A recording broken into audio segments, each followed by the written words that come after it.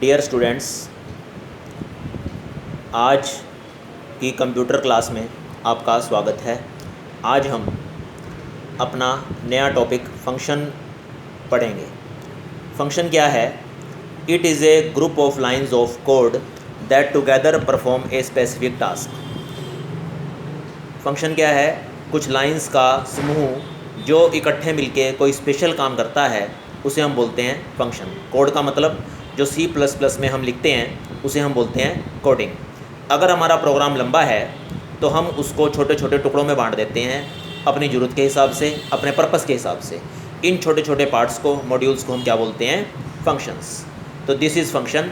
इसके कुछ फ़ायदे हैं। हम फंक्शन का यूज़ क्यों करते हैं? पहला है, it is easy to use and understand. इसको यूज़ करना, समझना बहुत आसान है। दूसरा, it supports modular programming. Modular programming मतलब जो टुकड़ों में होती है, पार्ट्स के अंदर प्रोग्रामिंग की जाती है, उसे बोलते हैं मॉड्यूलर प्रोग्रामिंग। तीसरा है, a function can be called any number of times. एक फंक्शन को कितनी बार भी कॉल किया जा सकता है। जैसे हमें किसी चीज़ की ज़रूरत बार बार पड़ रही है तो हम उसे फंक्शन में बना देंगे और उसे बार बार हम कॉल कर सकते हैं। It is easy to debug. इसके अंदर गलती ढूंढना बड़ा आसान है। ऑब्वियस सी बात है, एक बड़ा प्रोग्राम है, उसमें हमें गलती ढूंढना मुश्किल है, लेकिन अगर हमारा छोटे छोटे प्रोग्राम हैं उनके अंदर गलती ढूंढना आसान है। मैंने डिबग के ब्रैकेट में लिखा है एरर डिटेक्शन एंड करेक्शन, गलती ढूंढना और गलती को ठीक करना। टाइप्स ऑफ फंक्शन, फंक्शन के प्रकार हैं। एक फंक्शन को मेनली दो भागों में बांटा जाता है। First inbuilt function, second user defined function. Inbuilt function क्या होता है?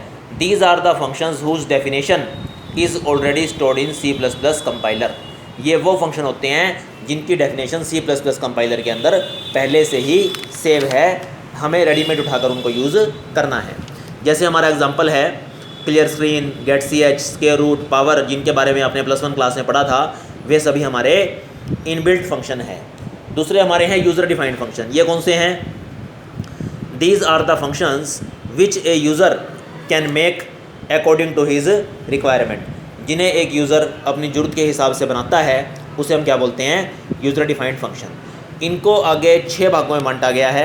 सबसे पहला function without argument, second function with argument, third function which return A value, number 4 call by value, number 5 call by reference और नंबर 6 रिकर्शन।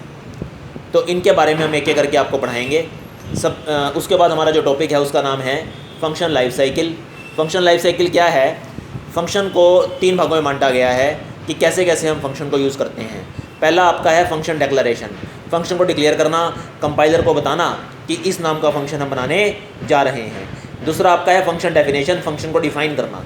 डिफ़ाइन करना मतलब बनाना, उसकी definition देना, उसके अंदर हम क्या काम करने जा रहे हैं।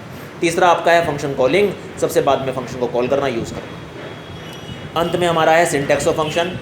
सिंटैक्स ऑफ फंक्शन कैसे उसको बनाना है। रिटर्न टाइप मतलब वो वर्ड है, कोई वैल्यू रिटर्न कर रहा है नहीं कर रहा। फंक्शन का नाम और उसकी आर्ग्यूमेंट लिस्ट। आर्ग्यूमेंट लिस्ट के हमने नीचे एक शब्द लिखा है ऑप्शनल। ऑप्शनल मतलब ये आर्ग्यूमेंट लिस्ट हो भी सकती है और नहीं भी हो सकती।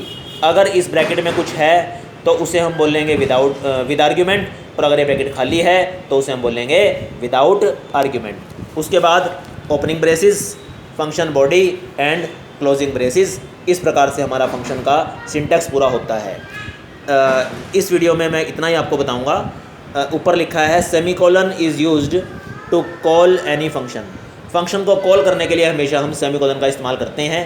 जो अगला वीडियो अभी मैं आपको दूंगा उसके अंदर हम आपको सबसे पहले प्रकार का फंक्शन विदाउट आर्ग्यूमेंट के बारे में पढ़ाएंगे। आप इसे ध्यान से सुने, समझें और अपनी कॉपी पर नोट करें। मैं इनकी फ़ोटो खींच के भी आपके पास अलग से भेज रहा हूँ। Thank you.